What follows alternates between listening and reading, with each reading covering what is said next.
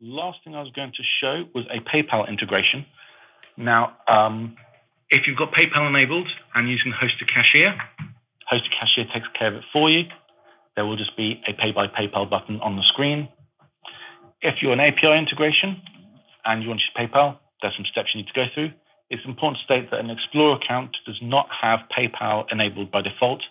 If you want PayPal to work with your Explorer account in Mite, you'll need to create a PayPal Sandbox account.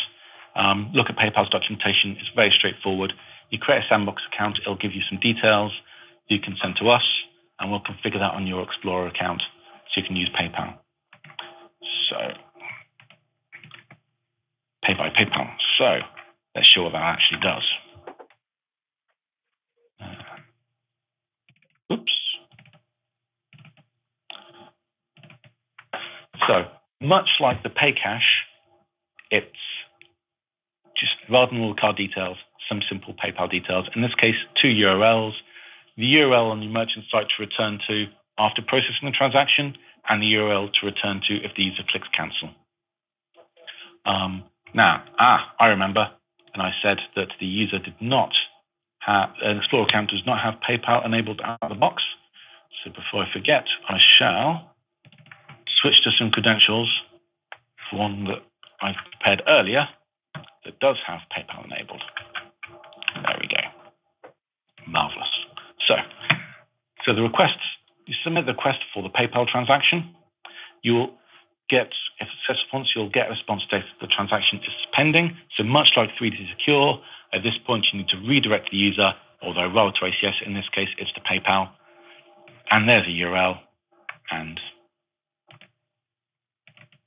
in this case it's just using JavaScript to send the person to that URL. And when it's all finished, they'll go to the PayPal return, and I've done much the same trick as I did with Hosted. I'll put the transaction reference in the return URL, and PayPal return will then look at the details of the transaction and put it out onto the screen. So to show what that looks like, Pay by PayPal, redirecting to the PayPal Sandbox, which is effectively their equivalent of our Mite. So remember the details put up earlier. So this, when you create a PayPal Sandbox account, you get an example personal account using simulation. So this is ours, if I remember the password correctly. There we go. So pay now. And then that will redirect to the return URL, and then yes, come back. It's on the request URL.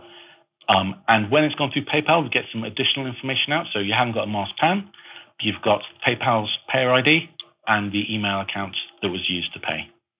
So it's just a couple of extra fields just to get PayPal again out of the box from the cashier? Yeah, and some slightly from the cashier, for the API cashier, some additional callback handling for the redirect. But it's very similar to the 3D Secure. It's basically, if it's pending and it's pending for 3D Secure, post to the ACS for the form we saw earlier. If it's pending and it's pending for PayPal, just redirect to the URL. But for cashier, it's straight up. For cashier, nothing to do. So in fact, now I switch to that account that supports cashier. Oops, that's not what I want to do. That supports PayPal rather. I go to the hosted.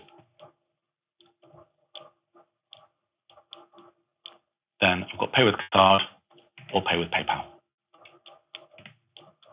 And then even if you've got it in an iframe, PayPal stipulates that it has to escape the iframe at this point. What if the consumer decides they don't want to pay with PayPal at this point? Then they cancel and they go back to the payment form. And they can go choose cards if they want to. Yep, and just pick it back up exactly where it was.